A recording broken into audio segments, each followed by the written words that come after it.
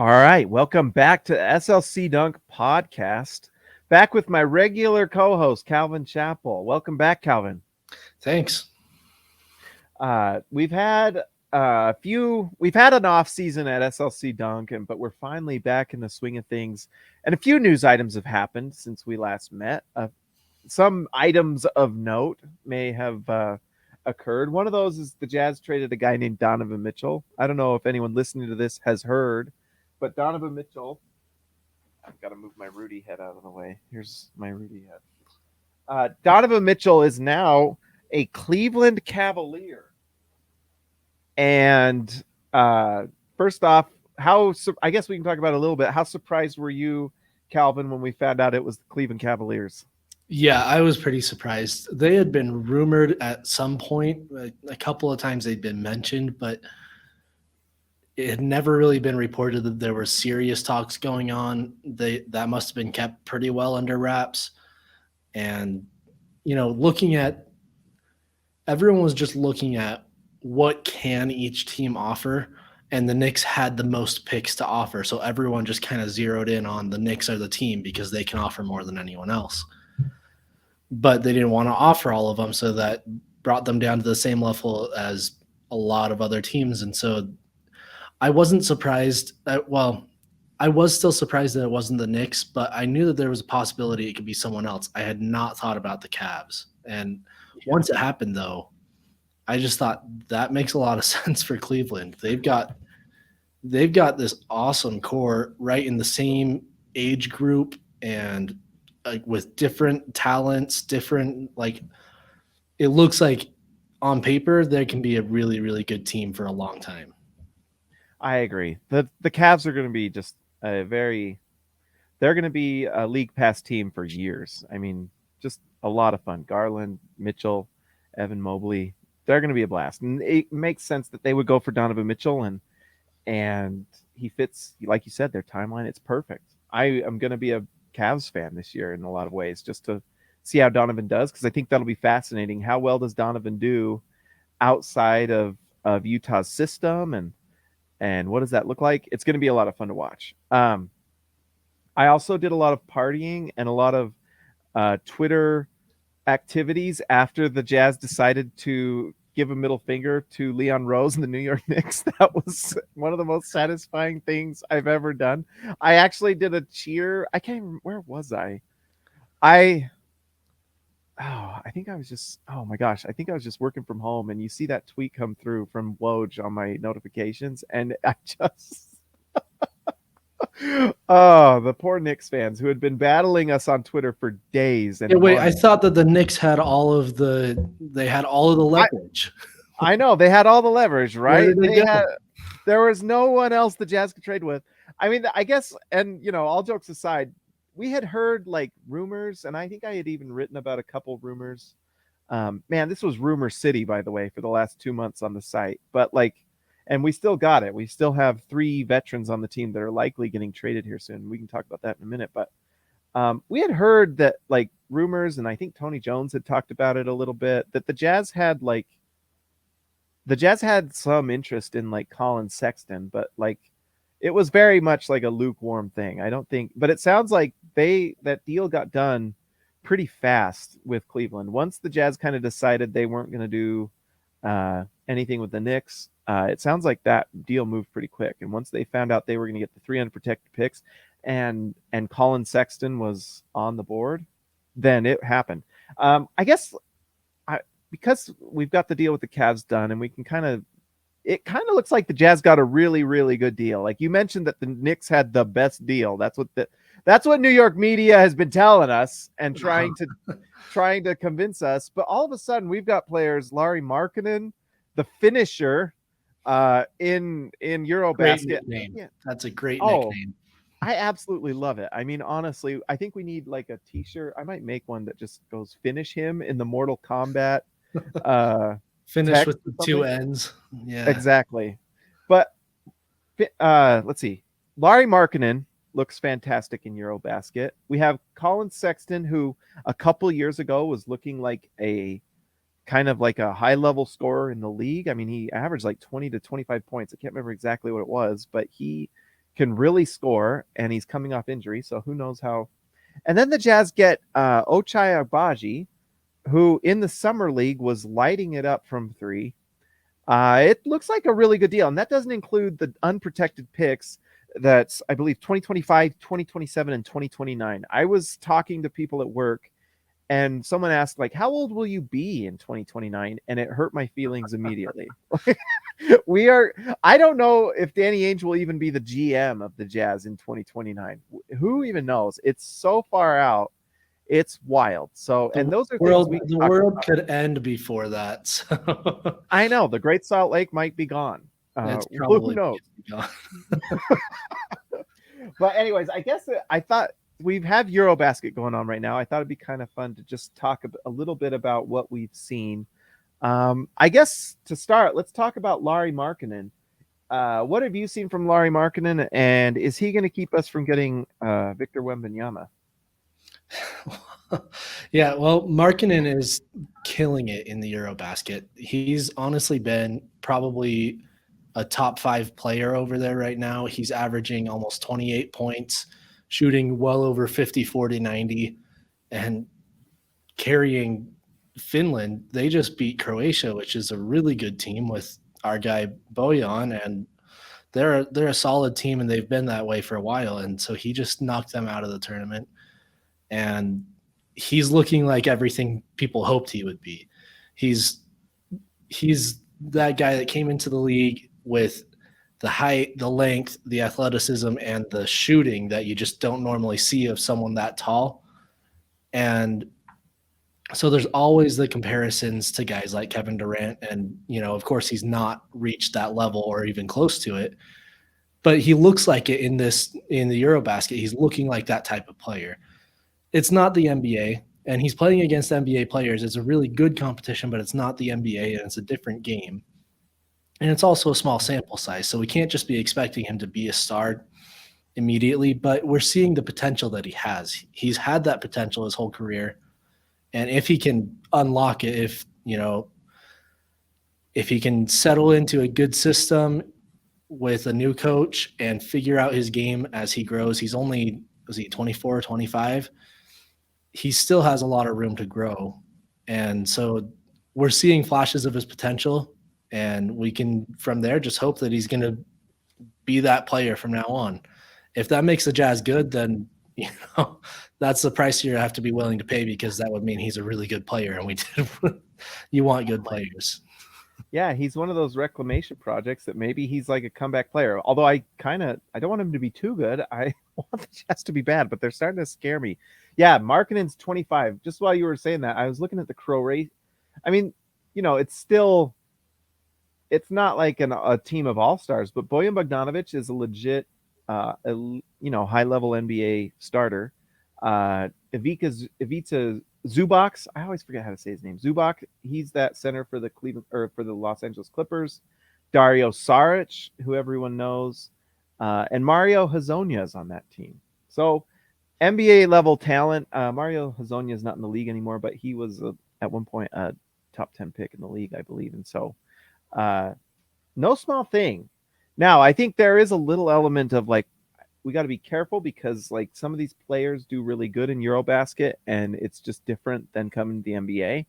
It's just not the same. You're not playing against NBA guys every night. And so, but Lauri Markkanen in the last game against this Croatia team, 43 points.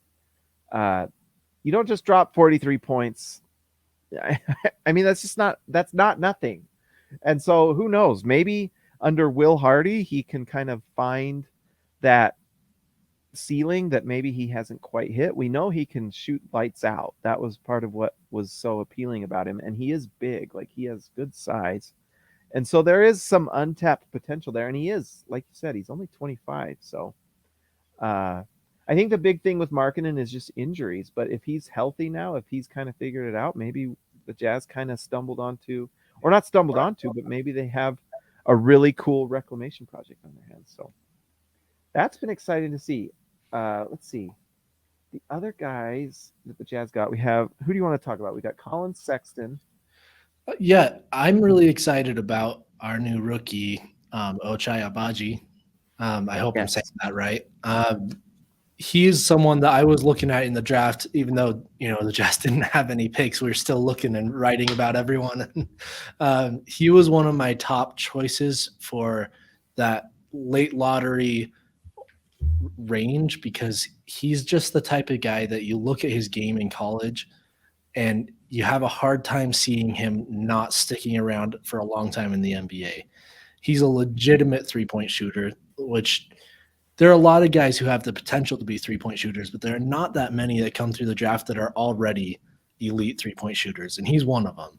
He was hitting over 40% overall. He's doing that all over the court. He's doing it off the catch, off curls, off screens, some off the dribble, not a ton, but some, and still hitting those same numbers everywhere on the court. And that's the type of shooting that you just if you have his size and athleticism and that shooting, you're going to be on an NBA roster. And so that his floor is already really high. And so his ceiling maybe isn't as high as some other lottery picks, but he can still be a really, really solid, role player because he can hit those threes. He's a very good cutter. He's a high level athlete. He was a big time lob threat at Kansas where they set up a lot of plays for alley oops for him because he's just that above the rim type of player when he's got a runway. And so, and then his defense as well shows a lot of potential. He's young, so it'll probably take time to settle in and figure out how to be a really good defender. But he's got that perfect prototype 3-and-D game that if it translates, he can be a building block for the Jazz when they try to come back up out of the bottom of the league. They can have a starter that they've already been developing through the tank, and then he can be a solid rotation piece for us day one. Mm-hmm. One thing, so I'm looking at his combine things here, and without shoes, 6'4.5", with shoes, 6'5.5", pretty solid size. He's likely a shooting guard, ideally, because he's not like a break you down ball handler. He really is kind of your prototypical shooting guard, kind of a 3-and-D shooting guard, basically.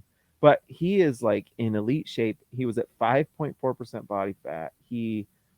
One thing that's exciting, he's 6'4", 5", whatever you want to say, 6'10" wingspan. And he's an athlete, so he has potential to be a really nice player. And if you're the Jazz and you're hoping to be like, let's say the Jazz miss out on the number 1 pick and we all cry ourselves to sleep. If you get like a Scoot Henderson and you have your starting guard, I could see Ochai being a future starting shooting guard next to someone like Scoot, and that would be a really fun backcourt if Ochai develops into what we think he can. But if he can show that he can defend on NBA level, I spoke to Rafael Barlow a few weeks ago. If you haven't listened to that, go listen to that at some point. Really good interview. But he talked about Ochai and just said that he, like we're talking about, he says from everything he saw, he just looks like a very good 3-and-D NBA player, and that he can guard 1 through 3. And that's a versatile player that, you can do a lot with. And in Summer League, Agbaji was like lighting it up. Like he was shooting the lights out. And so the guy he kind of makes me think of, just kind of watching him in college and just watching highlights. And that's all that's all we really have access to. But he kind of looks to me there's a little Buddy Hield to me that I see in him. And there's similar stories in a way. 4 years of college, they can shoot the lights out. They're actually pretty similar in size. And so if Agbaji is like that's a pretty high thing. Buddy Hield is like one of the all-time shooters. If you go look at the numbers, he is like one of the elite shooters we've seen in the last 10 years. He is fantastic. So I don't know if Ochai can shoot it like him, but he definitely has potential. But if you have a Buddy Hield light that can defend, that is a pretty darn good player. That is a really nice player. So I thought that was just a fantastic pickup. And when you consider the Jazz had 3 unprotected picks plus Ochai, you can argue you've got 4 first-round picks for Donovan. Exactly. And this is the time right now, since the Jazz are building up all these draft picks. We're hoping that we're going to be able to get our franchise cornerstone player in the next couple of drafts, hopefully the next draft, since the Jazz are likely going to be tanking to the bottom of the standings this year. That's where we're hoping to get our cornerstone player. But what we're doing now is trying to find the players that we're putting around him. And we're going to have the time. We're going to have a few years to do that, but we're going to start right now. So we're hoping that Agbaji can be one of those guys. You can hope someone like Sexton or Markkanen can be those guys. And so we're building up all the talent that we can. And we figure out who's going to stick and who's not. And then we can go from there. And hopefully we can find that cornerstone that we can build these guys around. You just mentioned Colin Sexton, and I think there's some interesting things. Maybe I'll just tell you what I was thinking a little bit. I was listening to Zach Lowe and Bobby Marks, and Bobby Marks said something that I thought was really interesting.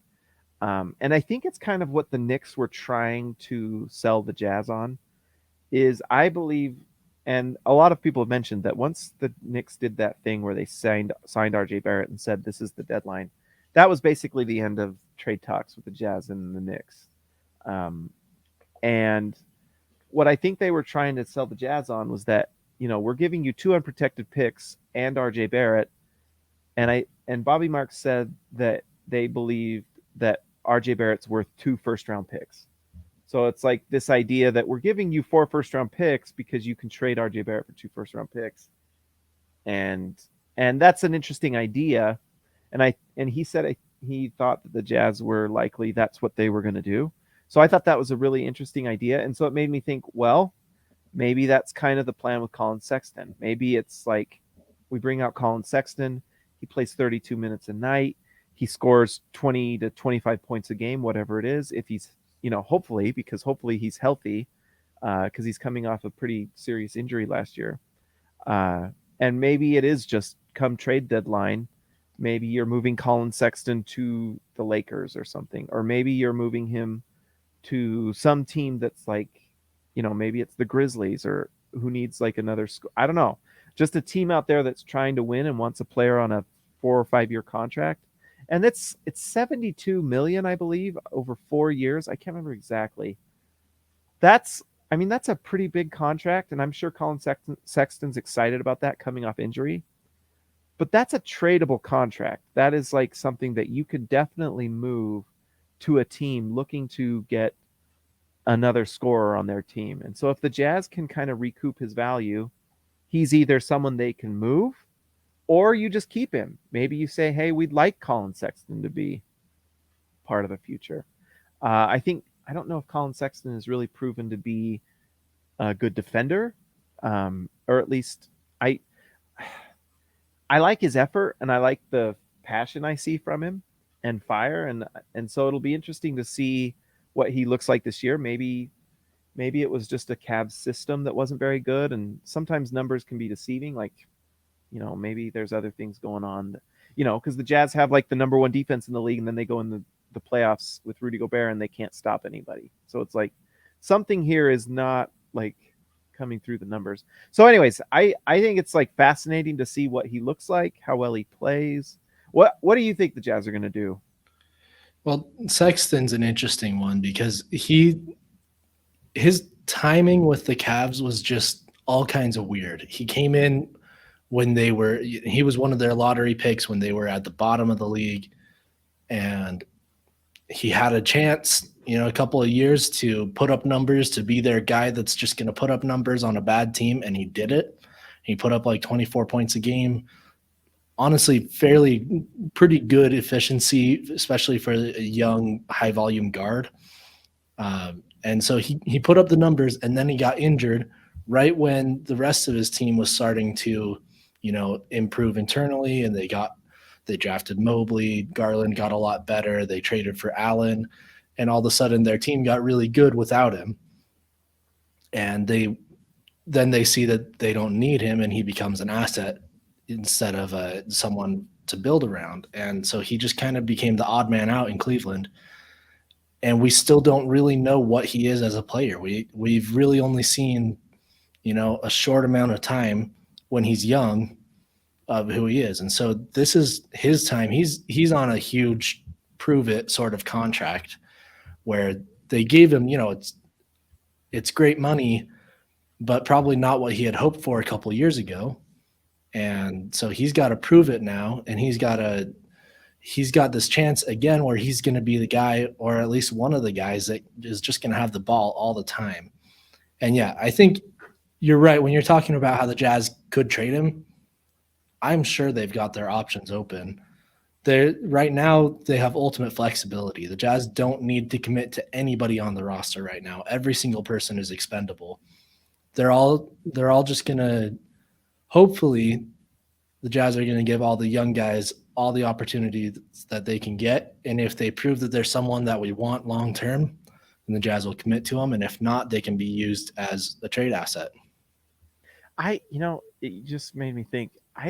I honestly think the culture is gonna. It's weird to say, but I think the culture of the Jazz is going to be better because players are going to understand they could be traded. And I know the last 3 years that was like it was like a curse word with some Jazz fans, like, "Oh, you could possibly trade Bojan Bogdanovic? How dare you say such a thing?" Like, and it's like, no. What happens is it's like the Jazz have kind of cleaned house, and I do expect them. And maybe we can talk about that next. I think Bojan's going to get traded here soon. I think we've heard rumors about Jordan Clarkson and Malik Beasley too. By the way, the Jazz have like 19 players on the roster. It's kind of like there's going to be a few more trades. But I do think like the culture of this Jazz team where it's like you have to earn your spot on the team, not only just to like earn a spot maybe in the starting roster, but also just to be on the team. Like if you want to be on this team, you have to perform. Where I think in years past, the Jazz had this culture where it's like, these are who the starters are. That's it. And like, maybe we kind of play around with the bench, but even the bench was just pretty much set in stone for years. And I think over time, that culture of just like zero accountability really caused problems. And I think we kind of saw some of that last year in the playoffs. Like some guys are just like, hey, whether I defend or not, it doesn't really matter. I'm still getting my contract. I'm still going to play. And then I think there's guys that were on the bench that were probably like, what is the point? Like, it's just so. Anyways, I actually think in a weird way that helps the culture of the team.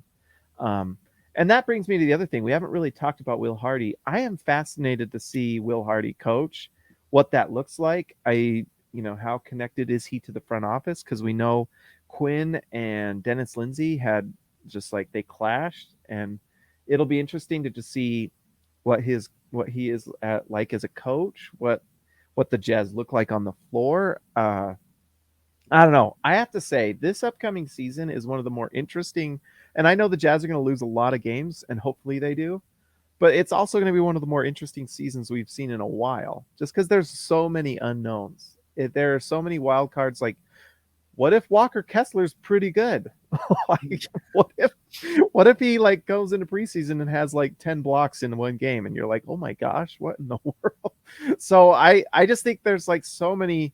I guess maybe that's my question. What are some of the things you're kind of excited with at least this current roster? What do you think is going to be what are the things you're excited to see? I want to see who's going to step up as a leader of the team because there is not a clear leader. I mean, obviously Will Hardy is going to come in as the head coach and he's going to have to establish his own leadership. But on the court, I don't know who is leader. Obviously, we have the veterans, Mike Conley, Bojan Bogdanovic, Jordan Clarkson, but even them, none of them have been the leader of this team. It's been a Donovan and Rudy led team, and these guys have all been support players. We don't know how long those veterans will be on the team. They could be on the team all year or maybe up until the trade deadline. It just depends on when the Jazz find a trade for them. So you'd expect to see some leadership from those guys if they're playing. But I want to see from the rest of the group who's going to step up, I think we can expect Colin Sexton to, be a high volume playmaker. I think we can expect Markkanen to take a lot of shots. I even think that Fontecchio, the Jazz signing from Italy, who's also killing it over in Eurobasket, I think he may surprise some people because that's another guy.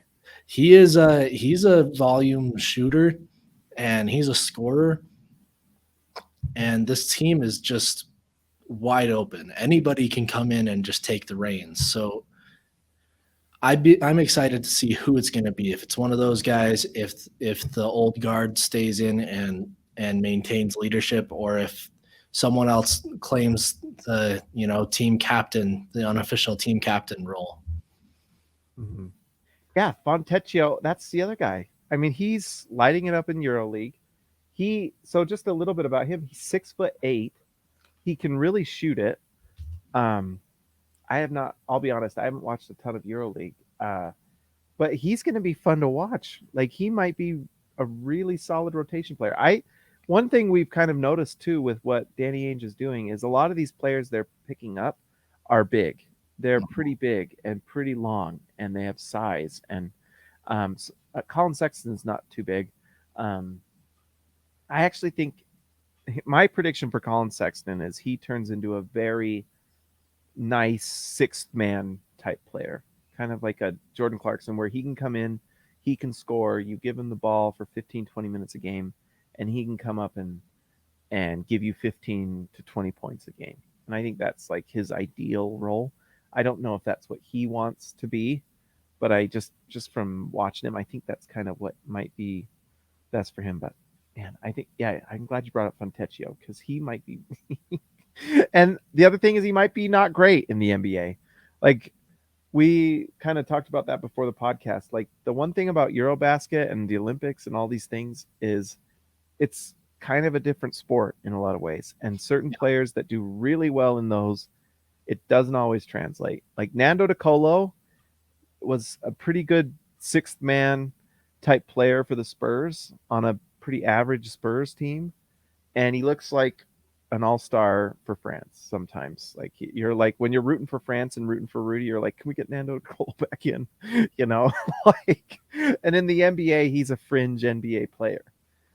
So it's not to say that Lauri Markkanen won't be this great thing. Maybe he will, maybe he won't. That's what's super interesting. Fontecchio the same way.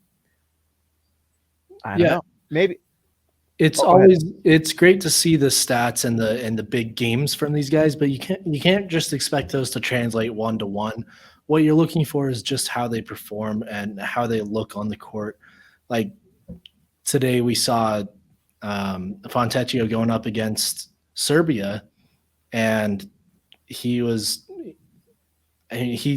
kind of the leader of that Italian team now, even though he's not one of the older guys. There are older, more experienced, and longtime NBA players on that roster, but he's kind of taken over as their lead scorer. And he closed out the game with a steal on Nikola Jokic and a tough end basket at the other end, and kind of sealed the game against them. And we saw Markkanen going up against Luka Doncic. Make sure I'm not mixing up my games. I believe it was Markkanen against Doncic, and so you're seeing these guys going against NBA stars, not just stars, but like the best of the best. You've got Giannis Antetokounmpo, you've got Nikola Jokic, Luka Doncic. They're all over there.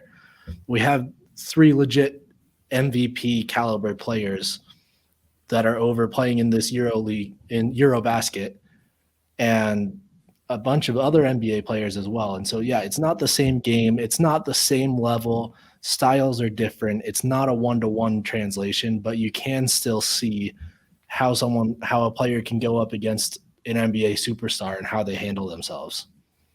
Yeah, I mean, Fontecchio has like the measurements too. He's 6'8". I mean, he's big. So, there's a world where he comes over and it does just translate, and he's just a nice, I mean, who's the rooster? What's his name? The Spanish player. Like maybe he comes over and he's like, what's his name? He just got traded to the Celtics, but then he just got injured, but or he got picked up. I can't remember. The rooster. What's his name? Anyways, he reminds me of him a tiny bit, and I could see him being an effective Gallinari, Gallo. There we go. Kind of reminds me of Danilo Gallinari a little bit, where he's like this tall shooter, that has learned to really like be an effective NBA player offensively. Defensively, he's not all that great, but he's been a really nice offensive NBA player for Had a years. great NBA career. Yeah, and that's who he kind of reminds me of a little bit. I know they're both Euros, but Fontecchio's 6'8". That's pretty big. Like that's starting to get into nice size for a wing. So who knows? All right, I wanted to talk a little bit. You mentioned them a little bit before. The Jazz still have players from last year's team. They haven't cleared the deck um, quite yet. I kind of wanted to go through the roster really fast, at least with the old vets, and you tell me if they're going to be on the team or not. And I guess, and we did hear a rumor, and I think I wrote about it. Like the Jazz believe that Jordan Clarkson, Malik Beasley, and Bojan Bogdanovic are each individually worth a first round pick. So we'll see. I mean, one thing we've learned about Danny Ainge, once he says this is what their value is, that's what he sticks to. And it's kind of amazing.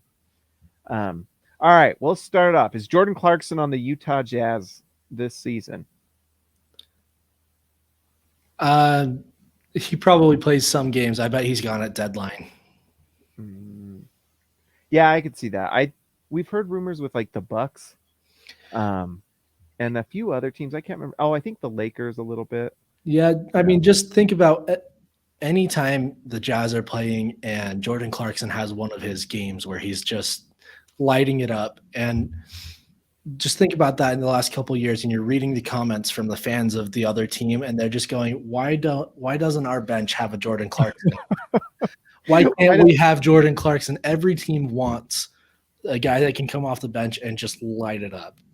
I mean, Clarkson has his ups and downs, but he is a plug-and-play player that fits for any team because any team just needs that shot creation that he brings and just the energy. I think there's probably at least half the league that is looking at what they can trade for a guy like Jordan Clarkson or Bojan Bogdanovic, because those two players I think can fit any team and be valuable. I think I love Jordan Clarkson. He's been a lot of fun. I think he's traded at some point. Although there is a part of me that's like, let's keep him and let's just let Colin Sexton and Jordan Clarkson fight over possessions and lose a lot of games. And I would not be sad about that. All right, next, Bojan Bogdanovic. Yeah, I think he's probably our next guy traded. Like I said just a second ago, I think a lot of teams want a 6'8" guy who can shoot 40% from three and put up 19 points a game. Like, how do you not want that on your team? And he's on a pretty good contract. It's not a huge commitment for a team. If you're a playoff team, there's no reason you shouldn't want Bojan Bogdanovic on your roster. So, oh yeah, he has. I mean, one of the things, he's one of those players that's so valuable because you really can't put him on any team. I mean, he fits with. I mean, who doesn't want a 6'8" lights out shooter that is proven NBA, elite shooter? We've heard multiple rumors. I can't remember who it was. It might have been Woj. I can't remember. But they mentioned like there's like 3 or 4 teams out there that really want Bojan. So I just would I honestly think in the next week I'm going to be writing a trade article, but it's just a matter of who. I wonder. My guess right now is Danny Ainge is just still kind of deciding which offer he likes best. I would assume that's kind of what's going on, but I don't know. I just don't think Bojan's too good. Like, we don't want Bojan yeah, randomly winning us a game on a Thursday. Like, we if like Colin Sexton has a bonkers night and we win a game, I'm fine with that. But Bojan's such a good shooter and he spreads the floor so much that it's just if you're giving 30 minutes a game to Bojan Bogdanovic, you're not giving 30 minutes a game to Markkanen or to Fontecchio or whoever. Ochai Agbaji or exactly. One of these young guys we want to develop is not going to get those minutes. It's the same thing that Jazz had when Al Jefferson and Paul Millsap were still here, and we're all mad at Ty Corbin for playing them more minutes because we wanted to see what the young guys can do, and that's what we're going to want to see this year too. Well, can we just say how amazing it is to have a front office that has a clear direction? I Yeah. mean, my gosh, it's just so nice. Well, let's see. Mike Conley. I actually think this is I'll just give my quick little 2 cents. I don't know if the Jazz can trade him. I'm not sure he has like positive trade value. I think. Okay, you tell me. What do you think? I think he's much more difficult to trade because, yeah, he's not Bojan Bogdanovic that fits every team because not every team needs a point guard. Uh, what he does is not easy to be just an off-ball player. Bojan can be off-ball. He can give up possessions to the lead guy, but Mike Conley's got to be he's got to take control of a team, at least be their second guy. He can't just kind of hide in the sides, even though he's an elite shooter. If you're getting Mike Conley, you're getting him to handle the ball. That's what he does really well. He controls an offense, and so there's so many. The number of teams that are going to be interested in Mike Conley is a much smaller number because there's not that many teams that need a veteran point guard. I do think that a trade very well could happen, and it sounds like there were serious talks about it with the Lakers, um, including the Jazz taking back the Westbrook contract, probably buying him out, and getting some picks along with that for Conley and maybe Bogdanovich or some combination of a couple of the Jazz veterans. And it makes a lot of sense for the Lakers. If you're LA, you have to be trying to compete right now. You've got LeBron, and how many years does he have left? We don't know, but he's still LeBron, and you've got Davis, but you don't have a lot else. So you need good NBA players, and you don't have a point guard. You don't have a good point guard. I guess you have Patrick Beverley now, who is a good point guard, but he's not like a floor general. Yeah, And so it would make a three and lot D of point sense. guard. Right. Yeah. Beverley is a great role playing point guard. But if you're the Lakers and you want to get better, a package of Mike Conley and Bojan Bogdanovic makes a whole lot of sense. It sounds like those talks have basically cooled down to a standstill where it sounds like maybe the Lakers don't want to give both of the picks that they can give and the Jazz aren't going to budge on that. So maybe that doesn't happen. But it takes a team like that to get Mike Conley, someone who needs his skills. And I think someone will show up. I just don't know when. He could be on the team all year long. But once there's a trade that makes sense that we can get a pick back or a young prospect, I think the Jazz will jump right on it. Yeah. There's the big problem with Mike Conley is that he's making 22 million a year. So this upcoming season, he's making 22, 23, 24. He's making 24. If Conley was not making 24 next year, I think he'd be a Laker right now, because the issue with the Lakers, and just talking to Anthony Irwin, they are trying to clear their space next year because a certain point guard in Brooklyn wants to go to LA, and they are not bringing on salary next year. They do like Bojan apparently, but they are trying to, like, if they're bringing on players, you either need to be an elite player or your contract falls off. And so that's part of what makes Conley difficult to trade to LA. But what my prediction is, I think Conley is moved by trade deadline.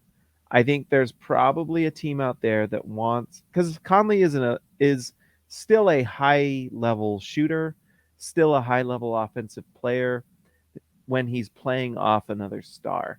And so I could see a team like maybe the Boston Celtics have another injury because they've already seen someone like Gaio go down. Maybe, maybe Derek White goes down or something like that. Or maybe Malcolm Brogdon gets hurt or something like that. And they want that like other piece. I could see him being traded to a team like that. Some team that has some sort of injury or underperforms. I mean, honestly, the team that I kind of look at with some of our players, like I think Denver might be interested in some of these guys. Like Bojan Bogdanovic would be perfect for the Denver Nuggets, or Mike Conley as like a off the bench point guard that can play off of Jokic. I mean, that's perfect.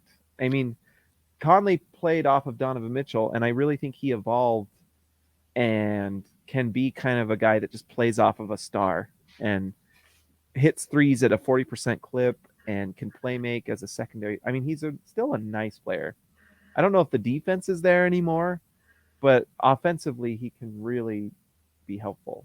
And maybe I'm just being hopeful because I want to pick, but we'll see.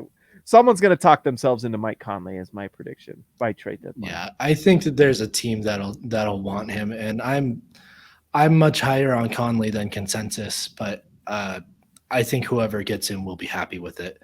That 22 or 24 million is not as big as this year as it was 3 years ago.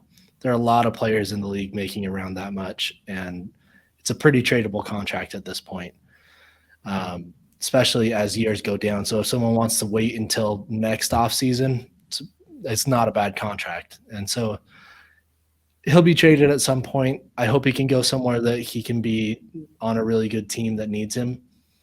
Someone like Dallas could make sense, but we'll just have to wait and see. That one, like I said, Conley doesn't fit all 30 teams like someone like Bogdanovich does. And so there just has to be the situation that comes up. And so we'll have to see who feels like that's what they need. Well, and I will say, I'm not going to hate on Conley too much, but I don't think Conley is going to make the Jazz too good. I think the defense is not there. I mean, Conley led the Grizzlies to picking John Morant. So I'm okay with him playing with the Jazz and being kind of like, it's just, there's going to be some awkward moments this season where we have vets playing with young players. And I think Conley's going to want to be moved. Yeah, that is going to be an interesting one. I think there's one thing to remember is that every really bad team has some good players, or almost every really bad team. When teams tank, it doesn't mean that they have no good players. You can look and see, whether it's the Thunder last year, they have Shai Gilgeous-Alexander, who's legitimately an all-star level player. He's just on a bad team. Or, whatever team you want to look at, there's always good players. One or two good players by themselves can't make a team, a playoff team. There has to be a really solid team around them. And so you can still have a Bogdanovich on your team, but if you have all of these guys, maybe we're too good. If we've got a couple of them, I think we'll still be a pretty bad roster. So you can have some talent. You just can't have a full roster of talent. Well, and I think one of the things that wins lots of basketball games is having a top 10 defense. And the Jazz are just not going to be a good defensive team next year. They just are not going to be. And Conley at this point in his career is not an elite point of attack defender. So but I think you're right. I think he has a lot of value, and I think someone out there's going to be a team that's going to panic, and they're going to want a veteran point guard, and Conley's great. The other guy I want to talk to before we finish and he's pretty interesting. I think we kind of forget he's still on the Jazz. Malik Beasley. He is still just 25 years old. He had some pretty elite shooting numbers last season. He is definitely worth a first round pick. Whether it's a late first round pick, I don't know. But I think the Jazz likely could get a first round pick anywhere from like 16 to 30 from one of those teams that's competing. Like I could see like the Sacramento Kings saying, take our pick next year. We would love to have Malik Beasley. Yeah. There's going to be teams out there that, and he's young. He's not, let's see. So I'm just going to do a quick glance. Last season, man, he has more experience than you'd think too. Mm-hmm. He shot last season 37% from three in a down year. The year before 39, the year before 42, and he's consistently been in the high 30s, low 40s. He is an elite shooter. And so I think he has a lot of value. He's 25. There was the off the court stuff that was frankly kind of crazy. And so that's kind of where he's at. But I think if he kind of rehabs his image and can kind of show that he's kind of a stable NBA player, then I think he has a lot of value. And so I wouldn't be surprised if he gets actually some minutes. But That's an interesting one. I don't know if he's going to be on the roster or not come training camp because the numbers are there. Like it's just any team. He is like an elite sixth man candidate to me. Yeah, Um, the Jazz roster right now has a whole lot of guards and not a lot of centers, and so yeah, there's gonna have to be some mix up, or someone's gonna have to be sent out. I mean, like we talked about, Conley and Clarkson are on the block. We'll see when they get traded, but there's a lot of young guards that are going to be trying to get minutes here, and Beasley is probably the best of them right now. Beasley and Sexton are probably the best current players in that group. And so, they're these young guys, Jarrett Butler or an Agbaji, they're gonna have to be fighting against some legit NBA players to try to get minutes. And so it's gonna create, hopefully not a logjam, hopefully just some healthy competition that makes players step up their games. But right now there's a lot of guards and not a lot of minutes. And so mhm. um, Beasley is an interesting one. Yeah, I forget that he's only 25. I think of him as an older player, but he's not. He's still, showing what he can be in the league. Mm-hmm. Yeah, and he's gonna want minutes. Like I think his agent is gonna want him traded Definitely. because he has proven NBA offensive talent, and so he's kind of perfect for the Lakers to be honest because his contract this year is 15. Um, Next year it's a team option, so he's an expiring. So he is a. I mean that's a valuable contract because he can go and another team. It's just it's got Lakers written all over him. Yeah. I just wouldn't be surprised if talks come back. It really sounds like right now the Lakers are trying to get the Indiana deal. They want Miles Turner and they want Buddy Hield, which they should have traded for Buddy Hield instead of Yeah. Westbrook. Anyway, Yeah. the comedy of errors with the Lakers is wild. But I don't know what Indiana wants to do. Zach Lowe made a good point. Like the owner of the Pacers, who by the way, if people don't follow the Pacers, one of the stingiest teams out there. Like they trade players so they don't go over the cap. They're one of those teams. That's why and it's not always a bad thing, but like you can just count on the Pacers to not like go into the luxury. And so they're always going to be kind of one of those competing teams, but they're never going to be like, we're overpaying this person. Anyways, I don't know if the Pacers are going to trade those two guys. That like the owner's like 91. If he trades those players, he's going to die before they make it to the playoffs again. Literally. Like, and it's every NBA trade has to be signed off by an owner. The Donovan Mitchell trade, Ryan Smith had to sign that dotted line and say, yes, I would like to. That's just how it goes. It's just interesting to think about. And there are trades that go to owners and the owners say no. And there's trades I know of with the Jazz that went to owners and they said no. And like it happens. And so if the Indiana thing doesn't work out and Indiana decides they just like to keep those guys, then maybe LA calls us back and says, "All right, let's figure this out." I don't know. One thing's for sure, and I think we're probably good here for time. This is going to be a season that is going to, for a team that's going to lose a lot of games, it's going to be one of the more interesting seasons I've ever seen because we will be having players traded every other week. It feels like we'll have new players coming in. Somehow they have to like coalesce with what everyone else we have. The Jazz roster is between 17 and 19 players now. It is just like it's like giant question mark everywhere. But what I'm excited to see for me is I'm excited to watch Ochai Agbaji. I'm excited to watch Walker Kessler. I'm excited to see if Fontecchio and Markkanen, how good do they look, or is it more just a Euro thing, um, or does it translate? And then all of a sudden, do we have this like pair of like big 3-4 wings that can shoot the lights out? And I don't know. It's going to be a fascinating year, and I'm going to root for us to lose. And I don't know. I I don't know. Did you have anything else you wanted to add, Calvin? I think it'll just be fun to see how everybody on the team is trying to prove themselves, from the coach to the rookies. Everybody is, just trying to show that they're worth it. And so it's going to be hopefully really fun. I always have fun watching the NBA, watching the Jazz, no matter what stage they are, because there's always something to get excited about. And at this point, this is time to get excited about the young guys and see who can be the one that we stand for and get on their island.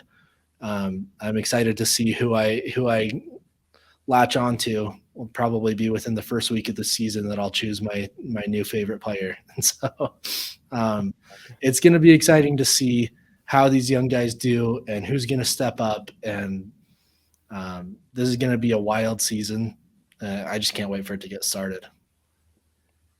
Yeah, so Utah Jazz training camp. Sorry, just to end on this, is coming up. I saw the Toronto's starting September 26th. So, oh look, SLC Dunk at the top of Google. Dope.